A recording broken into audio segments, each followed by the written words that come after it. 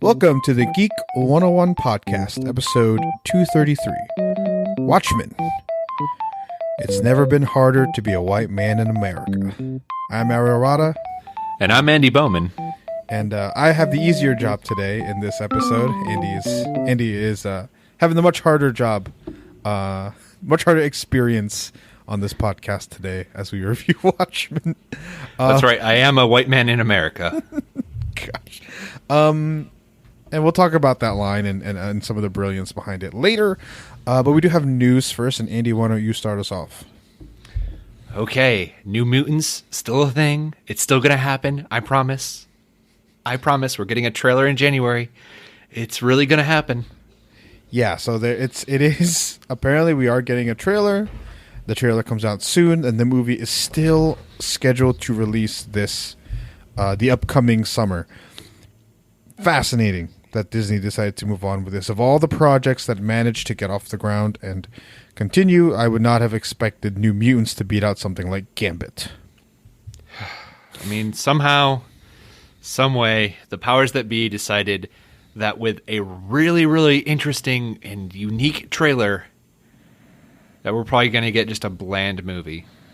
That's my personal prediction. I have nothing to back that up with. I want it to be good. The first trailer was so cool. It was so interesting and different and weird and thrilling and stuff like that. So we will see. I just thought it was worth mentioning. We bring that movie up a lot on this show. Another piece of news, the Stephen King universe is never out of ideas with things like It, then The Shining, then The Outsider, and now we are getting a Carrie reboot, but in the form of a TV show at FX. Andy, what are your thoughts? FX, keep it up. You're doing great, okay? Every show you've done has been wonderful in some way or another. If, it's... I'd hate to say it, but Louis was on to something right when he did his show with complete creative control, and then FX realized how much money they can make off of a show with one creative lead, and they went from there. Yeah, so Carrie seems to fit the mold of very popular TV shows that are coming out nowadays. Things like Riverdale, things like Pretty Little Liars, things like Sabrina, things like all those types of shows where you have a young, very attractive cast, and an expansion of ideas on an existing property. I think Bates Motel fits this idea. What was the other one that was kind of like that horror movie remade?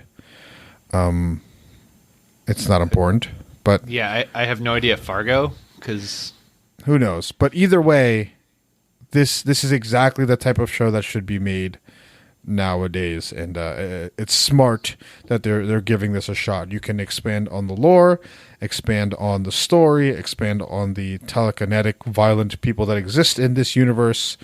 You can mix it with things like Firestarter and the Dead Zone and things like that. So I'm very interested in where they're going to go with this show. Right. And Stephen King has so many short stories that you can just throw in one of those short stories. Yeah, absolutely. There's plenty to do. Carrie itself is a very, very short, almost novella, and not a novel. Well, he did write it in like a weekend, right? Yeah, something like that. The last piece of news: Universal Studios is now producing and distributing the Lego movies. That is no longer the job of the Warner Brothers studio. Universal, fine filmmaking studio as it were.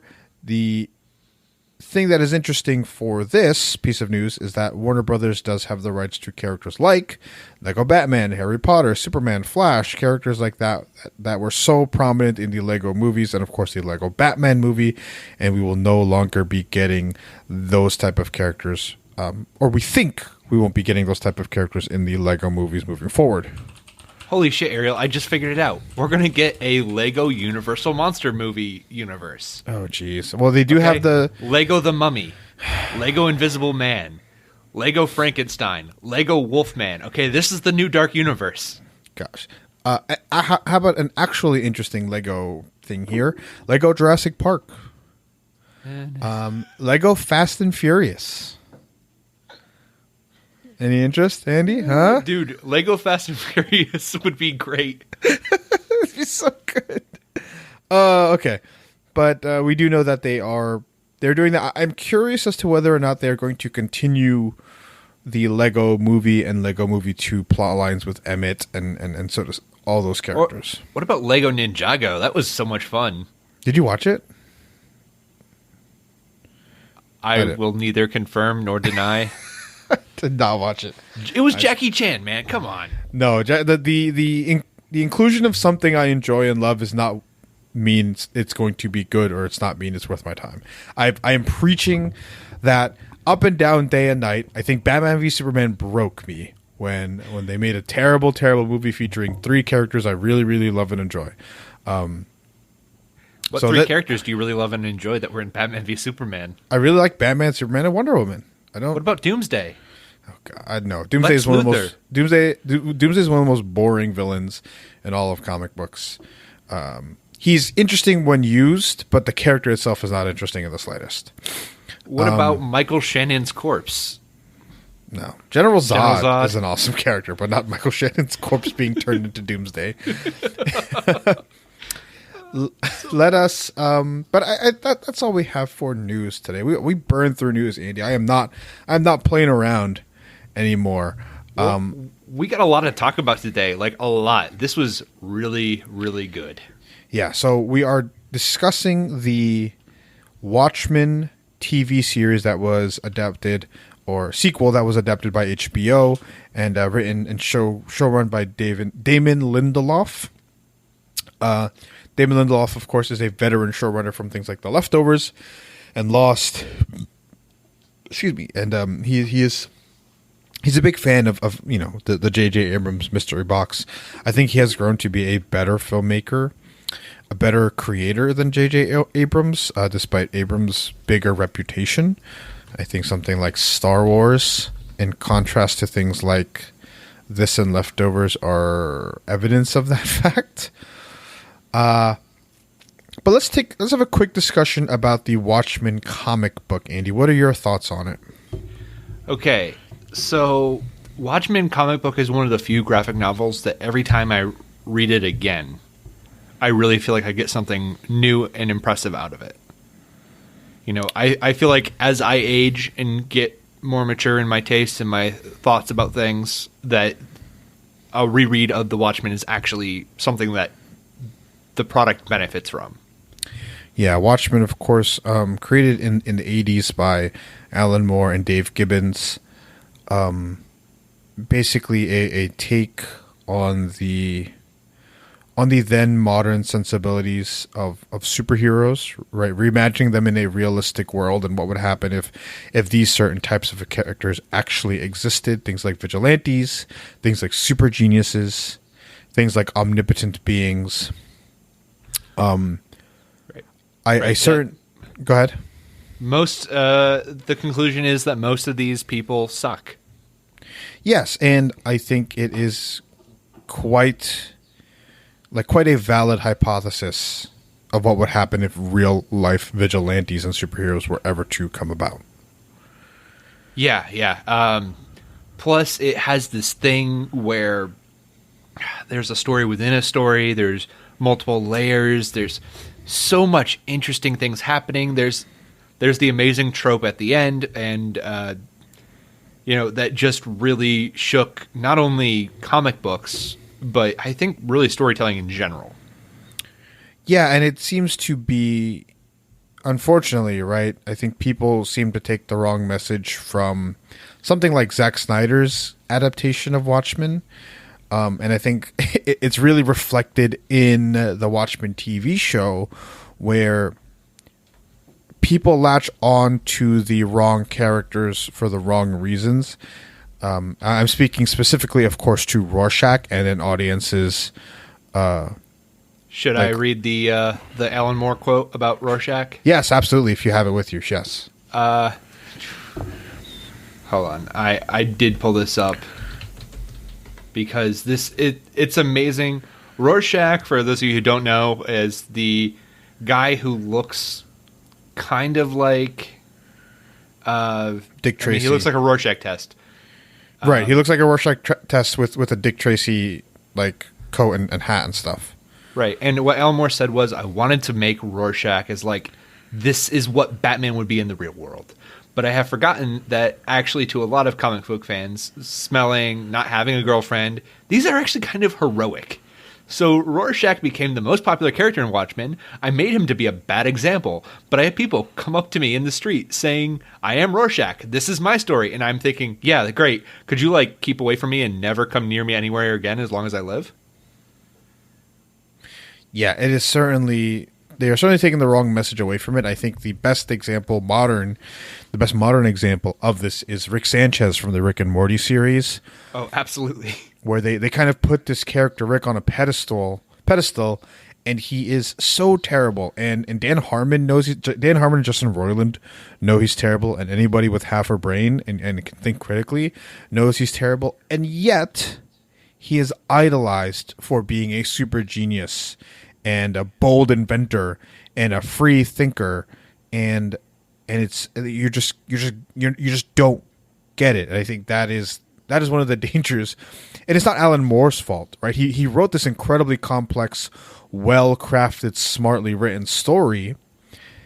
But it's just, it's almost like The Boys, where the popularity of it is not in its satire and its message.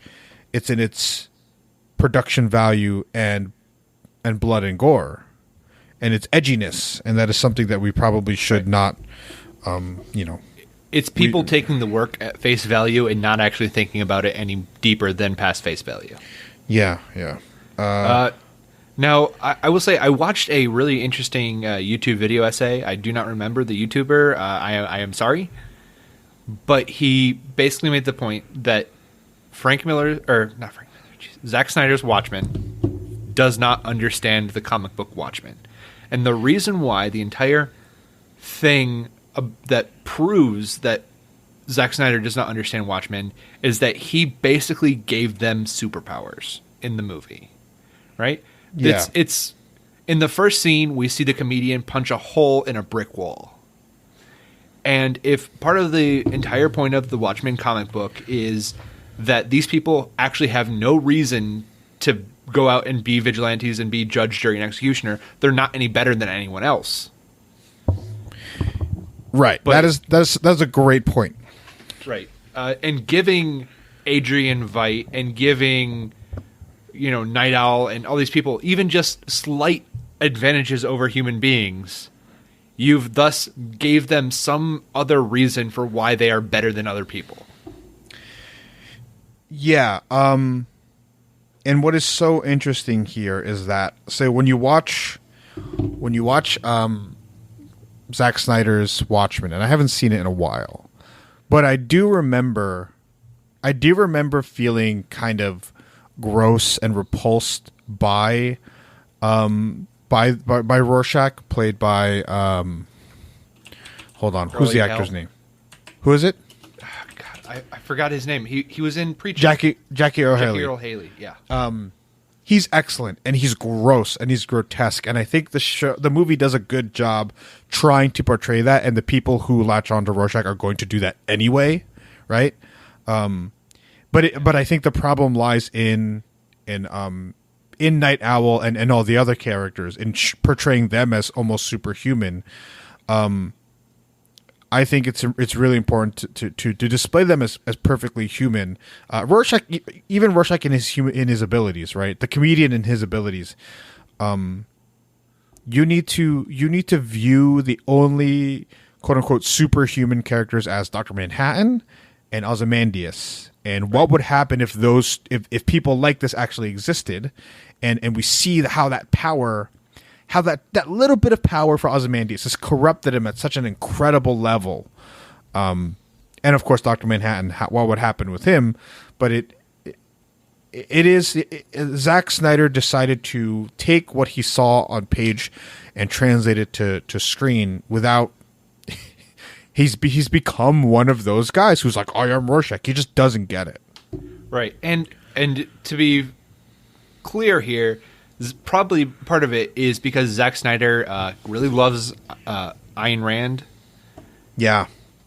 And the own philosophical things about her entire objectivism, you know, that these people are objectively better and thus actually have some kind of weird mandate to rule over other people. You know, the point that Moore was trying to make is that they aren't any better than us and they suck. Snyder took, you know, his movie, he did the right thing visually because, man, that is a visual feast for the eyes. The fight scenes in Watchmen, the opening is probably one of the best openings of all time. Yeah, and I think the opening, I think there are times where he really could do that with the comedian, with Adrian Veidt, right? Like we said. And it would have worked so well in contrast to all of the other masked vigilantes. Yeah. And I think it's really important to, because in the comic book, the difference between Veidt, between Ozymandias and everybody else, is crazy, right? Like, he is on another level. And I think his portrayal as actually almost Captain America level superhuman really puts into perspective what the characters, Night Owl, Silver Spectre, and all these people are feeling in the moment. Right. And to top it all off with Ozymandias, the way they describe the one actual, like, truly superhuman feat that he can do, which is catching a bullet. Right. The way that's broken down is just that he, like, because he has these fast reflexes, he can figure out exactly where to kind of hit the bullet to gently knock it off its track. Right. And he has, like, he knew exactly the type of, like, diet and regiment and everything to have this perfect body as he possibly could. Right. And so it's this weird thing where, yes, he's basically superhuman, but everything is so grounded in reality. The only thing that's not grounded in reality is Dr. Manhattan, for good reason. Right. And it is so purposeful.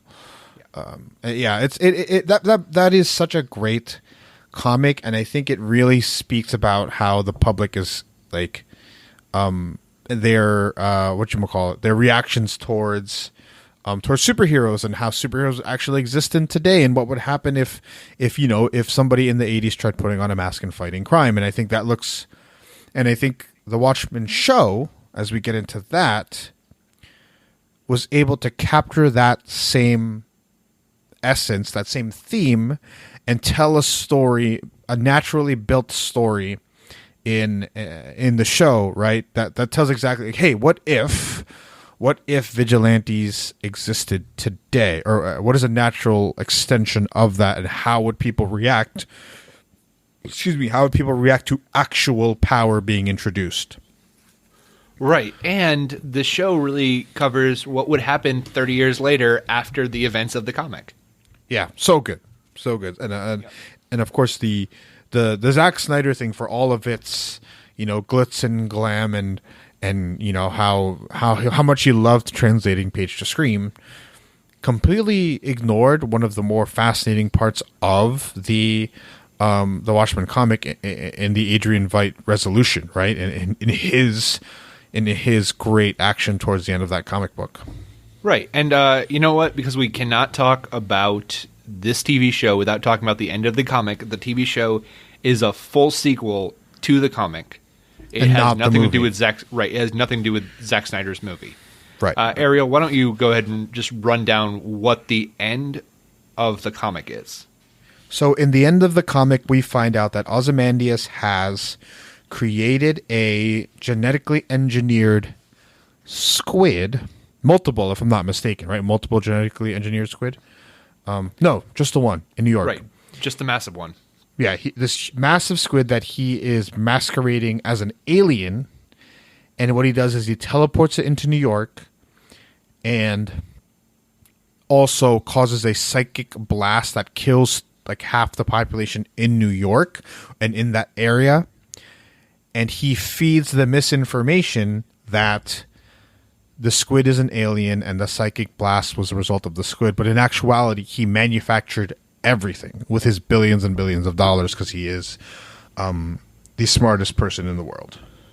Yeah, and he did this with the rationale and the reasoning that basically, we're going to kill ourselves in a nuclear holocaust. I need to introduce a foreign enemy that this foreign enemy is so great that the world has to get together to focus on combating that enemy. Instead of each other. Yes, absolutely. Yeah.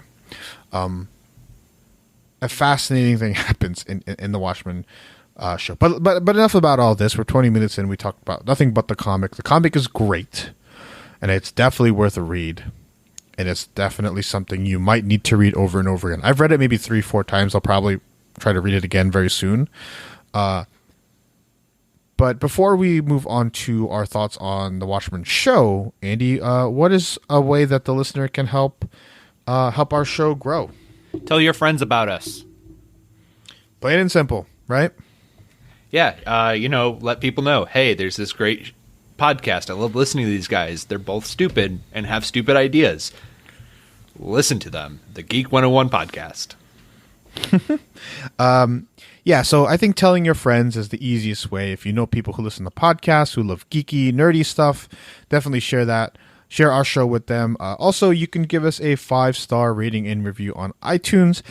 I don't think anybody really knows how that algorithm and magic code works, but we do know that if you give us 5 stars in a review, that it will help our show come up in a search bar algorithm. So why don't you go ahead and do that, and we will of course read your reviews on air. Maybe we'll definitely do that next week. We probably should have checked for some this week. But let's. I already checked. There's nothing there. Okay. But if you want to get Ariel to say in his own voice that he thinks Batman vs Superman is a great movie. Oh God, I'm not going to write that into your review. Ariel will say it. You can take that clip out, make a ringtone of it, and all of a sudden you've got a ringtone of Ariel saying that Batman vs Superman is the best movie ever. All right, let's move on to our discussion for the Watchmen show by Damen Lindelof, season 1. Andy, what were your thoughts on the season as a whole without spoiling the show? I think I said it best on Twitter that this show is ethereal and essential. And what I mean is that the show is beautiful. In some ways, it's dreamlike. It's such a pleasure to watch and experience while also telling a story with compelling characters in a compelling world that really does a commentary on our current society just as strongly as the comic actually told about the 1985 society. Yeah, so I think I had this tweet. I had this tweet earlier this week, and it said, just because the optics of a piece of fiction aren't important to you doesn't mean they are not important. And I was largely referring to something like Star Wars, where certain characters of color are pushed to the side for other white characters, or the sidelining of Rose Tico, the Asian character from The Last Jedi, who I will be absolutely fair, I did not like her character in The Last Jedi. It's not her fault. I think the lines were written terribly, a bunch of other stuff like that. But she was sidelined. I think you have to look at the optics of something like, I don't know. What's important here is that the optics of this show are unassailable, or undeniably great. They were very conscious in their depictions of relationships, and their depictions of abuse, and their depictions of race, and how certain races are certain things, right? Where if I'm watching something like Star Wars, I don't want, or something like The Boys, right? I don't want the silent Asian woman character, and I don't want the black former slave, and I don't want a drug-running Latino man, and I don't want white leads, right? Because those are all, like, the optics behind those are really, really terrible, because it seems like you are stereotyping figures into pigeonholes that they historically have been set into. But what Watchmen does is it has a black woman lead, and it has a black couple adopting white kids, and it has white supremacist, like white actors in white supremacist roles, and it has a bunch of these things that they decided were important to show on screen, and they were unrelenting in their moral compass in showing and having these optics. And I think that is incredibly, incredibly important. I don't think you can discuss Watchmen season 1 without talking about the race of the characters and the actors in the roles, and I think that is amazing. And if you are frustrated that I keep talking about race, it means you haven't seen any episodes of the show. Andy and I neither of us are black or a black woman, and so, but I think it would, if you are like a publication and you have the resources to hire, or you have a black woman on staff, I think it would be irresponsible not to have a qualified black woman review this show, because it is, from their perspective, the show is different. And I think it's better to have their perspective, right? You want an Asian American's perspective from something like The Farewell, or Farewell, whatever. Andy and I, we just have us. We don't pay anybody. It's just us, really. And so, therefore, it's just reviewing it. But I think that this show, in the way America is currently run, is one of the most important and well-crafted pieces of fiction relative to the time I've ever seen, actually, relative to the time. Right. And this isn't just us like looking at it and trying to pull things that the show is not really trying to say. Oh, no. Yeah. Right. The show makes it very clear that this is what it's about. At the very beginning, the very opening scene is actually it shows a race riot massacre in Tulsa in 1921, and that which happened in real life. Yeah. And it is such an anchoring point for the entire season. This season is amazingly tight. Every episode, kind of winds in together. It's very clear that the entire season for this was made first, and then the individual scripts were written, but the actual story for the entire season was done well ahead of even starting the writing process. Yeah, there's a cohesiveness between every episode that is not always that isn't always seen from episode to episode in certain shows. Certainly, I think the greatest examples, at least from season to season, would be something like Game of Thrones, which is crazy, right? Because they had all this time and money to plan it. I think you look at Star Wars, and no matter what you think of the 3 Star Wars, the sequel trilogy, it is undeniable that there was no synergy between the 3 films. You could love all 3, you could hate all 3, you could have some mix. There's no synergy between the 3 of them. And this season has perfect synergy within itself, and in relation to the original comic. Right. Ariel, I mentioned to you when I was starting to watch it that it reminds me of these 2 shows, and these 2 shows, it reminds me of Fargo and it reminds me of Legion. I think Legion is a very good example, in a way that it is not what you thought it was at all, and it knows exactly what it wants to be, and it executes that really well. Yeah, but it's also just the cohesiveness of the entire season of Legion. Also, the inclusion of Jean Smart, who is one of the show's MVPs. I think she's maybe the best character in this show. Yeah, and this isn't a show with a lot of really good characters. But if you've watched Legion or Fargo and you like that, you immediately go watch Watchmen. It is of the same making quality. It also reminds me of Mr. Robot as well, at least the first season of Mr. Robot. That was really... It feels good to watch something this tightly interwoven.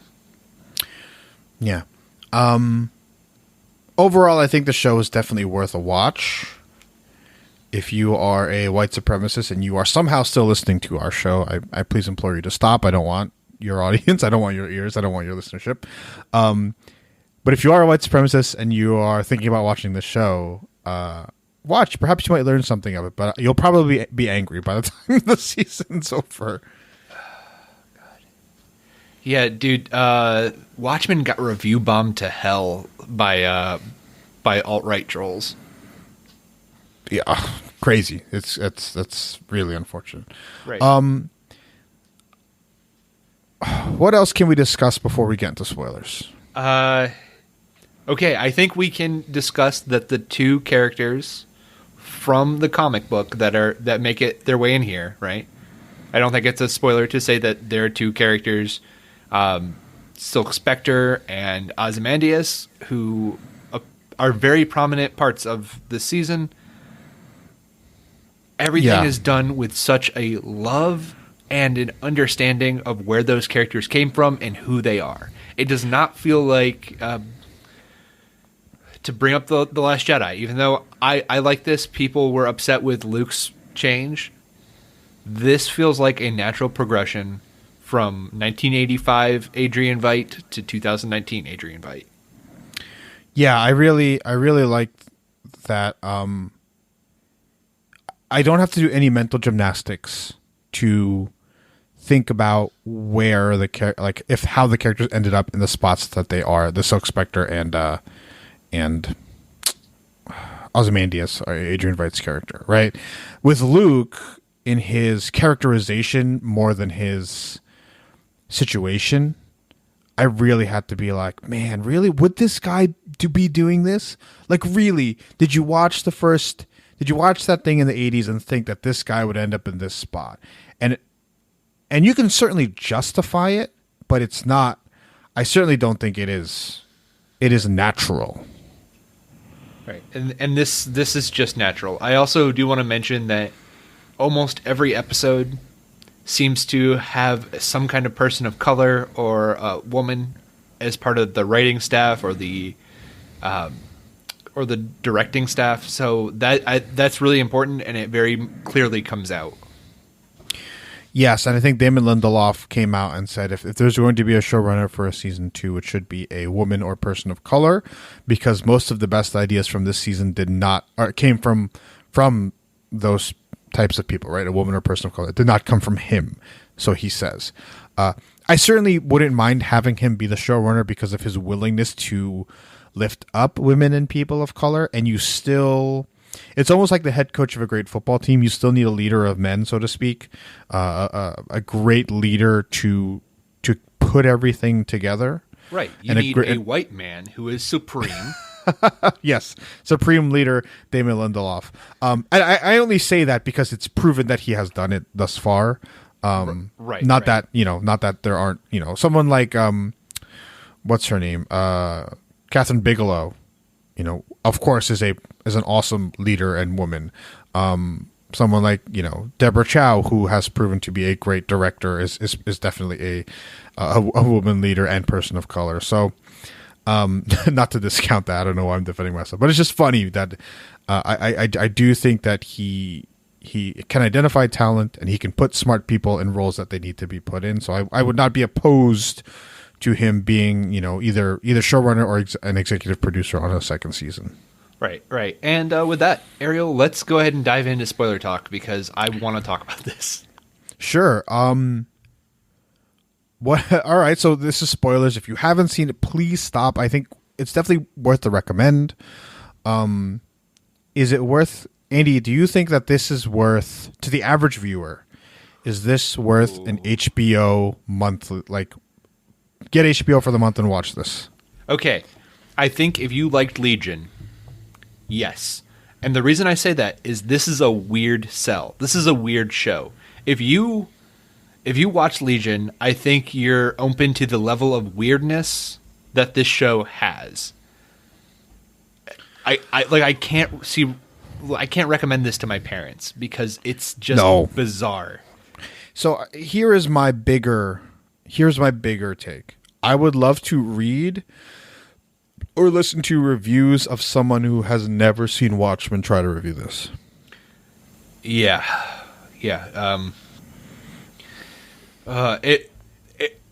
And that's the thing. If you're open to weirdness, I really think that's the big thing. if you're open to something weird, if you're open to a world where a giant squid appeared in New York City and killed 3 million people via psychic blast. Yeah.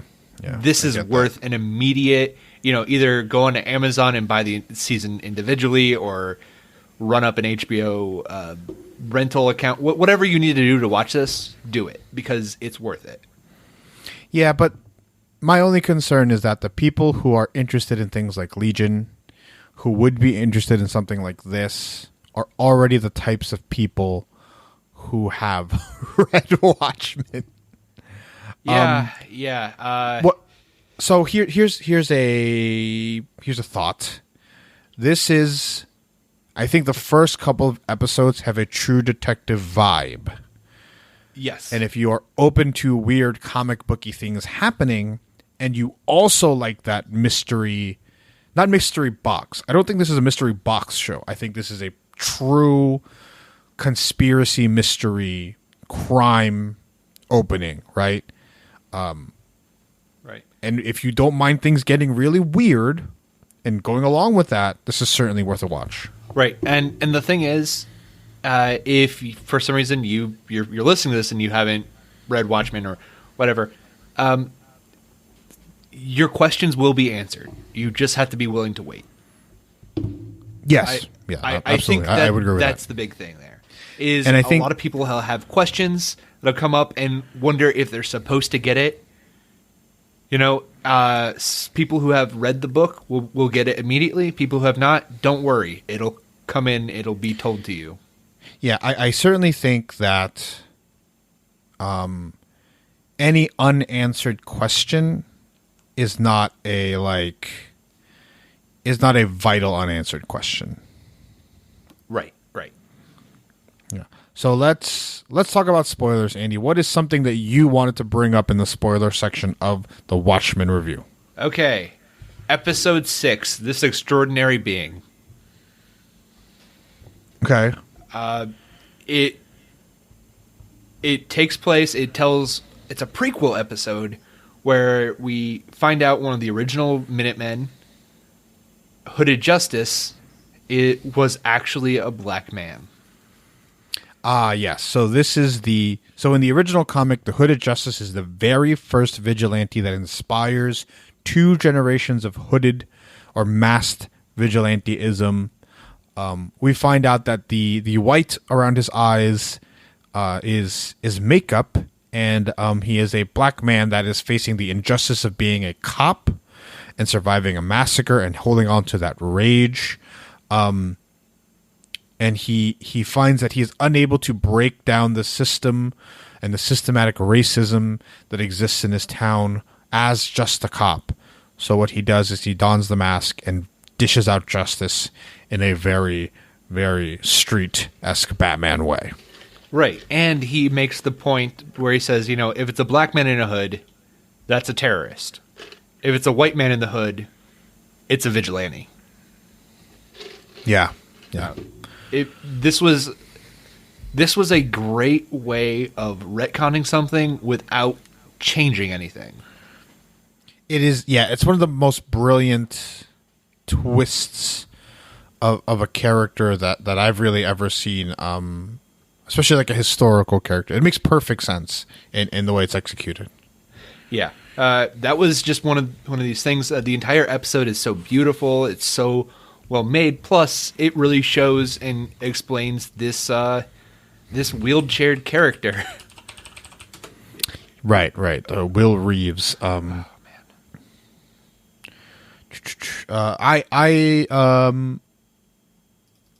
Did you? So the weird thing for me was the the gay subplot. Yeah. Was there any reasoning behind it? I think it was just a reality. Okay. I think it was something that was hinted at in the comic. Oh, okay. I don't remember that. I mean, it certainly exists. I was curious as to why it was inserted, not only in the fake TV show, but in like the real life. I think it's a little bit of a dig to, white men in particular, equating the, oppression of LGBT people or gay people to the black experience in America, when it's just not the same thing. Yeah. I know that in the comic book, at least, two of the other Minutemen who are women meet an unfortunate end because they're lesbians. Right. Yeah. I do remember that. Yeah. But I think it's like hinted or maybe thrown away in a line that Hooded Justice was gay. Okay. Interesting. I did remember that in the. Yeah, but that's and I certainly could something be that pulling could this exist. out of my ass. This could also be part of Zack Snyder's amazing opening for his. Sure. Yeah. I have watched that opening individually because it really just hits like a pleasure sensor for me. And it might be just a single line of that. I don't know, because the opening just shows a bunch of bad things happening to the original Minutemen. Right. Yeah. Yeah. That was a great reveal. I think. So here's something for me. I love the natural. Like I mentioned, I love the natural progression of the character of Adrian Veidt, and how a man who thinks he has all the answers and has all the smarts and all the solutions, right, technologically, logically, can't think logically, can't think like a normal person, and see that no matter what he tries to do, that humanity will always find a way to fight each other and be at war and hate each other and kill each other, right? Like, that is his big frustration. I love that he's like a little stir crazy, and he even mentioned it. He's just like, yeah, I've been going insane for the last 8 years sitting on Europa. My only thing about Adrian Veidt is that when you see him, the characterization when he is young is so incredibly different than the characterization in the comic book. Yeah, it feels a little bit like they were just like, Jeremy Irons, go ahead, play this guy when he's younger. And Jeremy Irons was like, okay, yeah, I'm the voice of Scar, and I'm going to start talking about everything because I am awesome. Right. He doesn't. I could totally see a world where that Jeremy Irons just did not read Watchmen and doesn't know what this character is supposed to be like, and that is our world, of course. I think the Silk Spectre characterization is just.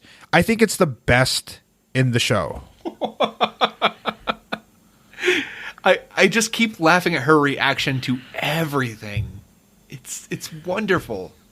Hey, I need to. There's like something beeping in the background. I'll be right back.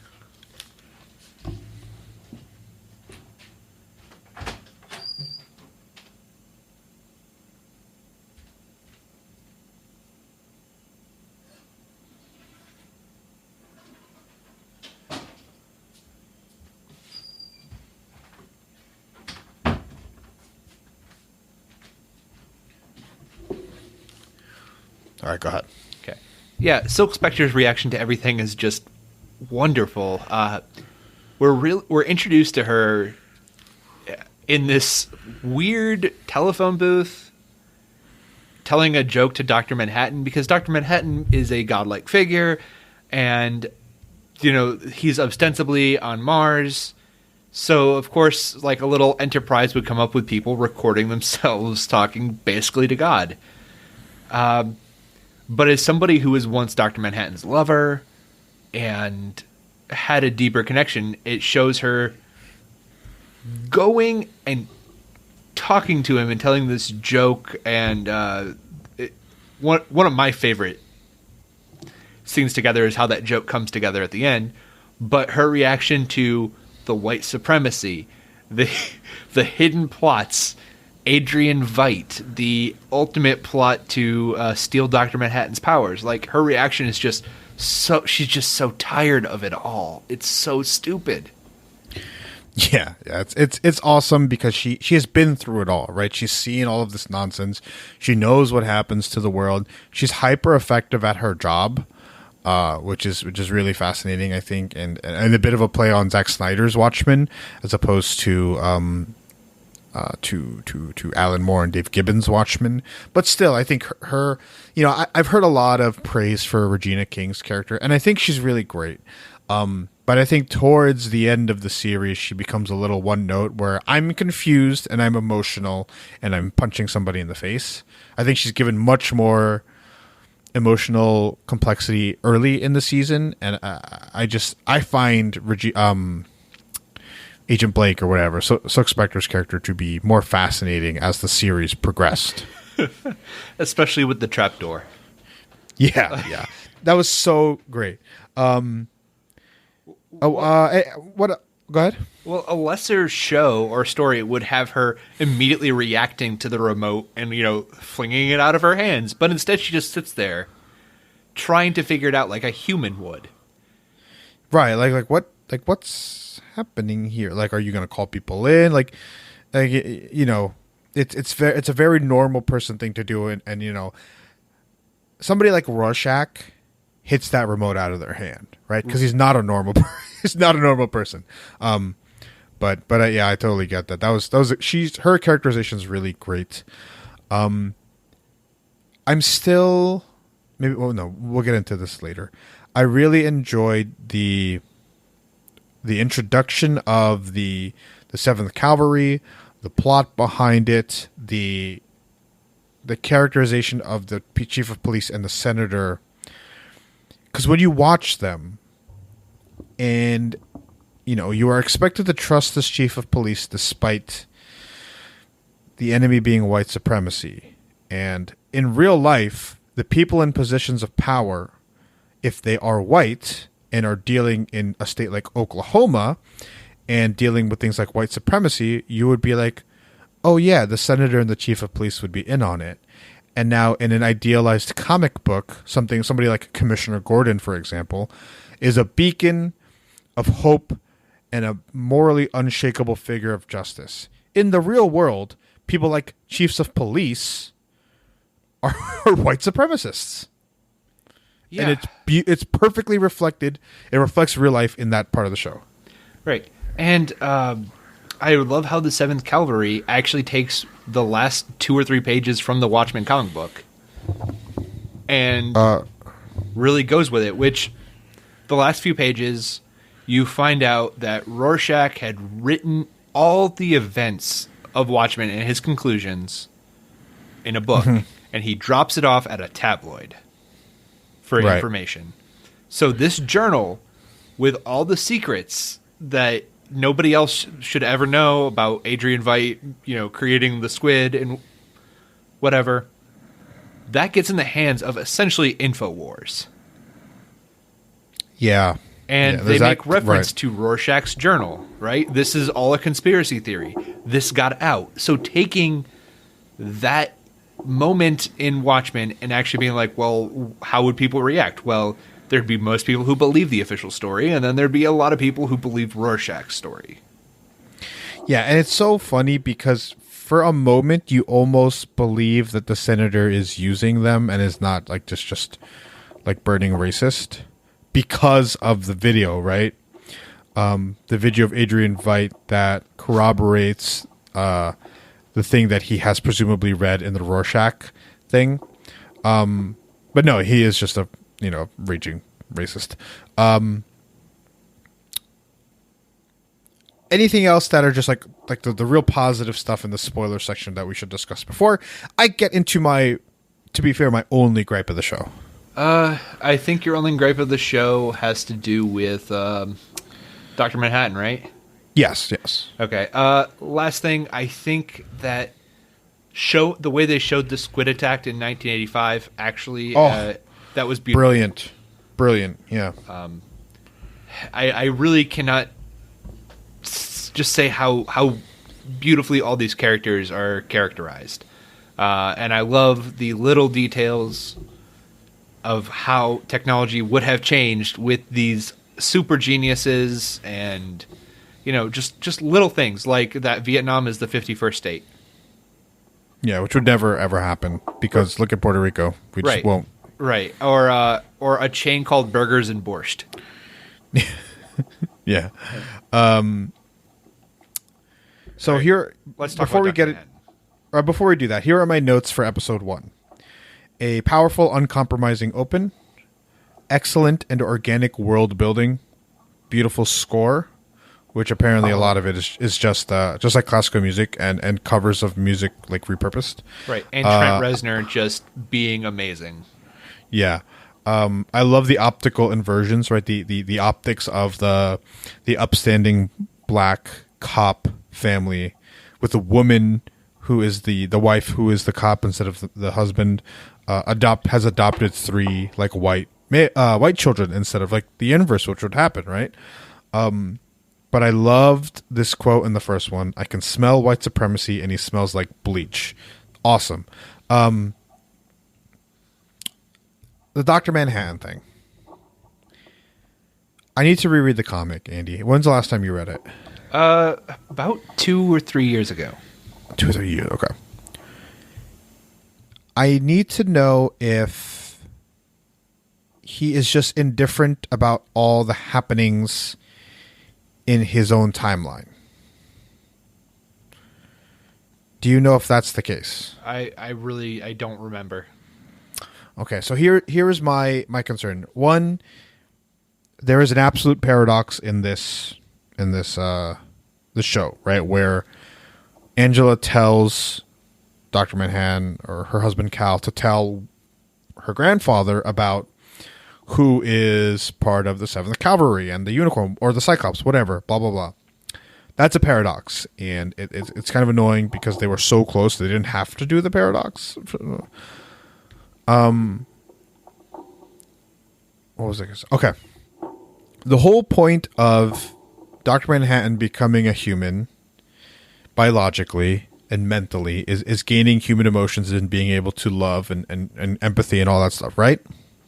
I thought it was just more of a chance to give Angela a relationship. Okay, but I still think, like, how can Dr. Manhattan truly love unless he is placed into that, unless he does not know he's Dr. Manhattan, right? And he does. He does love. We see Cal show love. We are told that, we are expected that, right? Right, but I really just think it's Dr. Manhattan recognizing that the way he shows love is different from the way that Angela needs him to show love.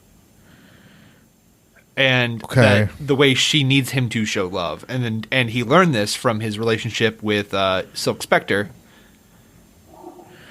To be human. Right. And I think there's an interesting way, a different way to resolve this is that I totally believe that Dr. Manhattan is able to just, it's like, oh yeah, I'm going to die at this point and that's what's going to happen. And since he has no sense of self-preservation, he just doesn't care, right? I read it as he became human, he learns love. He learns empathy because we know that Dr. Manhattan is essentially like a sociopath. He has no empathy, right? Right. So he like love as we know it. He is incapable of doing it. He can say he is, but he's essentially lying to himself. Right. He doesn't have emotion, so he can't say I am in love with you, Angela. He doesn't know what it means. It's like explaining the color blue to a dog. So anytime you are breaking the rules of your character by saying Dr. Manhattan is in love. I can do acts of service and certain acts to make Angela think I love her, but in reality, I do not feel the actual human emotion because I cannot feel. Unless my brain chemistry does not know I am Dr. Manhattan and I become a human. But after the transformation finishes and he experiences time in a certain way and experiences emotion in a very human way, I think a more logical point there would be to give him his agency and sense of self-preservation back. And as a result, he does not want to be killed and captured, and therefore prevents it from happening. Yeah. I don't know. It's really difficult to think about this because you have to be in such a specific mindset to think like Dr. Manhattan. Right, and I think that's the struggle with writing characters. Comic book writers do this all the time, where they create gods and super geniuses. And if you ever to take a look at a plan or take a look at whatever by a god or super genius, and if there's any, if for example, if I can figure out a flaw, somebody who does not do this for a living, somebody who is just a normal person, that means you are not writing that character well enough. And it's hard. I'm not saying it's easy, but I'm saying if you want to write about an omniscient and omnipotent being, you have to be completely and 100% foolproof in your writing of that character. Yeah. Especially for something like this, which is so rooted in reality. Right. They definitely rely a little bit on the tachyon particles thing too. And so, right. And I don't mind it because what the tachyon particles do is prevent you from seeing certain timelines, right? But Dr. Manhattan's just be like, I'm just not going to be here. And in the moment, he can react. He is still, I mean, for example, the moment where he's like pointing his hand at the 7th Cavalry and blowing up their heads, he doesn't need to point his hand. Right. He just snaps his fingers and it's done. And he knows in the moment, right? And so this can be, quote unquote, solved by a natural resolution or explanation in season 2, but we don't know if we're getting season 2. Yeah. And Lindelof's been pretty open about, he wanted to just tell one story, self-contained. I will say the ratings did increase over the season, so I'm hoping that even though the entire show was snuffed by the Golden Globes... That's crazy. Yeah. Crazy. Yeah. You'd figure even like score. Like the score is so standout. No, they can't because so much of the score consists of pre-existing music. Oh, man. Do you remember Birdman? Yeah. There's a stretch of Birdman score that has a pre-existing piece of music, and so it is ineligible. Yeah. I legitimately think Gene Smart and Regina King, like both of them are so great. I think that Tim Blake Nelson as Looking Glass is fantastic. So good. And he's so good. Of course, I'm just going to say Black Manta. Oh, Yahya, I forget his full name. Yahya Abdul-Mateen II. So good. He is fantastic as both Dr. Manhattan and Cal. Yeah. Yeah, everyone is so good. I really think, man, even Don Johnson, like, that is the face of white supremacy today, right? Is a very charismatic, able to be very likable person, right? You don't feel good when he dies. Yeah, you're expecting him, you're expecting him to be a hero in that story. Right. And he does, and it's slowly revealed that he is not the hero. Right. Also, Hong Chow, she's fantastic. And, of course, so Louis Gossett Jr. is also fantastic. Like, every part of this cast is great, and I'm so frustrated that this didn't get nods for, best miniseries or something. Like, this is great. Right. But again, in regards to the Dr. Manhattan stuff, it just doesn't.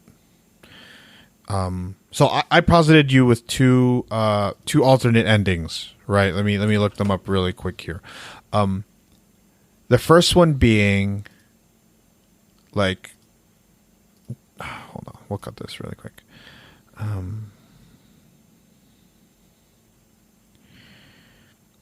The transfer of energy from taking Dr. Manhattan's energy and putting it in another person just doesn't work, right? Because we are shown the displacement that Adrian Veidt does in the end of the comic book, where he's like, man, I wasn't sure that would work, and it doesn't, right? Yeah, it ultimately Right. the giant hand just comes in and Right. Like the inevitability of the omnipotence of Dr. Manhattan is a much better reflection of that character's role in the original that could have been reflected into this one. And I think, to me, the more interesting one is that Lady True actually gets Dr. Manhattan's powers, because the precedence is there, right? Where he says it, oh, I could do this and you could ingest it and blah, blah, blah. And when she gets the powers, she immediately becomes indifferent and loses all empathy and loses all drive to do the things that she says she wants to do, because she is now a higher order being with higher order thinking. And that our tiny little human brains cannot comprehend what it means to be Dr. Manhattan. Right. I will say, though, in the comic, it does take Dr. Manhattan a little while to really adjust to that way of thinking. Sure, because he is so built into his biases and stuff. Yeah. Initially, yeah. And we do know that he can be confused at times. Right. I would really like the result to actually be like it's like a year or two where Dr. Manhattan just kind of appears and then vanishes again. Yeah, where it's essentially the same thing that happened, right? Where he just like, oh yeah, I never did die. Right. I was always here. Right, but I just didn't exist for these stretches of time. Yeah, things like that. I think there needs to be. I think the ending is unsatisfying. The ending for Dr. Manhattan, right? Not his powers and not that kind of Inception spinning top thing with Angela Abar. That I think is fine. It's more what is a being of this power actually like? You know, what would actually happen? And I think he has to be willing to do something for something to happen to him. The precedent, of course, I talk about Superman 2, where Superman actually actively gives up his powers. If he is willingly giving them to Angela and willingly killing himself, and I don't think we are given that in subtext, right? Mm-hmm.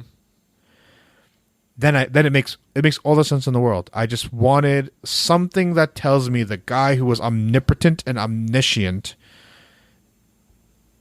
I need a reason for what he's doing, and I don't think we were given that. Right. Ariel, I do want to tell you, though, I just looked up the Critics' Choice Television Awards, which is still a pretty big one. They have nominated Watchmen for Best Drama Series, Regina King for Best Actress in a Drama Series, Tim Blake Nelson for Best Supporting Actor, and Jean Smart for Best Supporting Actress. Awesome. Yeah. Awesome. They all are deserving. They were the best actors in the show. Yeah. Yeah. Man, this is going to be a show I carry with me for a long time. Yeah, I get that. I was unfortunately spoiled by a couple of plot points here and there. And that's just the problem of being either as part of the internet or just in general. Like, you either have to watch it as soon as it happens or risk. Yeah, totally. But yes, I think overall this was a great show. Andy, what is your grade for Watchmen season 1? My grade is A+. Yeah, it's Andy, listeners know, I'm very, very, very, very strict with my A+. I think I've got to give this an A+. I think it's that good. I think it's that well told. I think it's told so well, right? That even if we aren't told my nitpicky thing about Dr. Manhattan, that the way the character works is that he doesn't always provide the audience with all the information. And the promises, the doors open for season 2 means that it's like, yeah, maybe we do address it, maybe we don't. But Dr. Manhattan's, God works in mysterious ways, so to speak. I think this is. Go ahead. How do you like Adrian Veidt getting arrested? Oh, great!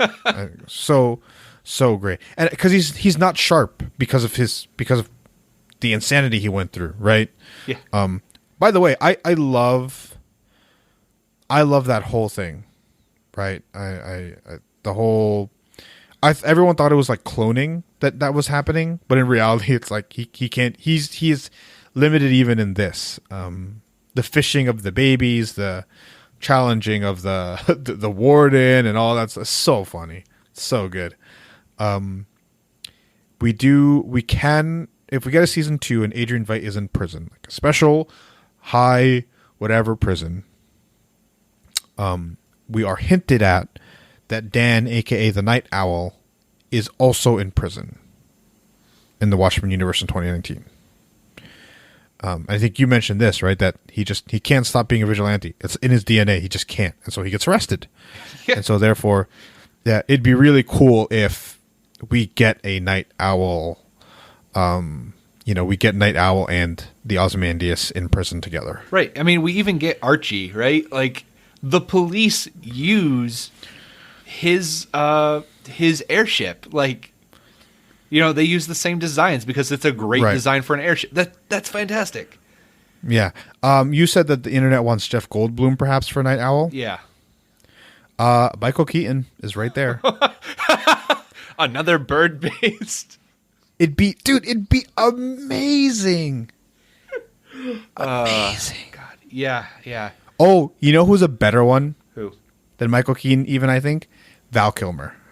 I was actually going to say James Spader, but that works. I think because Val Kilmer looks like Val Kilmer always looked more like Bruce Wayne. Yeah. Michael Keaton might have been better, but Val Kilmer looked like him more. So, yeah. Yeah. Either way, I'd like you though. Plus, maybe we can finally get a sex scene with him and Silk Spectre fucking to Hallelujah by Leonard Cohen. Oh, wait. Gosh, it's just so jeez. That was so bad. But yeah, definitely A pluses all around here.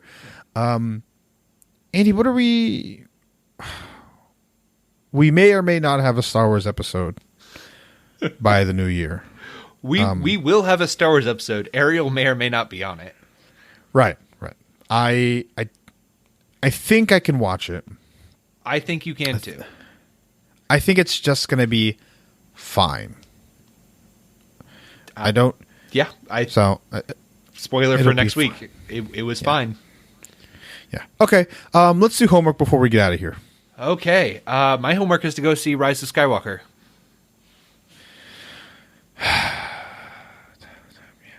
Okay. Yeah. That works. Yeah. Rise of Skywalker. I don't think many people are as hesitant to watch it as I am. Right. Andy. If you want a better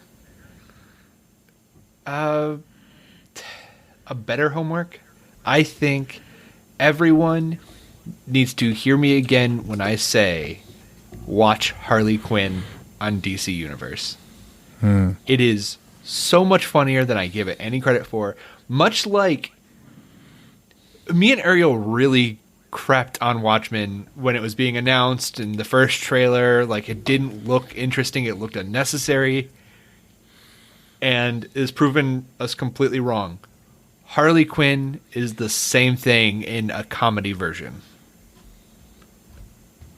Yeah, so I not my particular cup of tea, but I think, what did you say was the best comp for it? Was it Venture Brothers? Right, yeah. It's Venture Brothers in the DC universe. They had an entire episode dedicated to Harley Quinn trying to get a nemesis, except she finds out that there's this glass ceiling for female supervillains.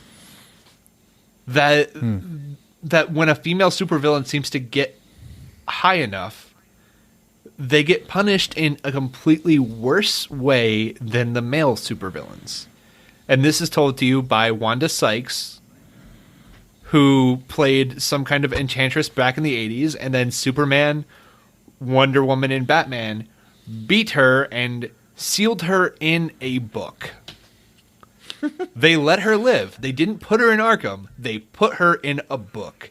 And so now the sentient book is going around angry that, she's just angry. She's like, yeah, that's what they did to me. They put me in a tax book. And you also have Robin in there, who is voiced by what sounds like an actual 5-year-old child. Like Nice. It's one of the funniest little touches they could do, and they just keep adding to it. I love this show so much. All right. My homework this week is the Witcher TV show on Netflix just dropped. And so if you find you're interested in it or have the time, I think we're going to try to watch it. Maybe we'll make that a Patreon Episode 1 was review. fun. Yeah, I haven't seen any of it yet, but it is next on my to-watch list, followed by Castle Rock Season 2. But definitely check out those shows or movies like Rise of Skywalker. But let's get out of here, Andy. Where can people find you online? You can find me online on Twitter at Hebrews Pale Ale. Or you can find me at Dread Pirate Rada. You can find us at Geek 101 Podcast on Twitter and Facebook and Patreon. Email us geek101pod@gmail.com. That's all we have for today. Class dismissed.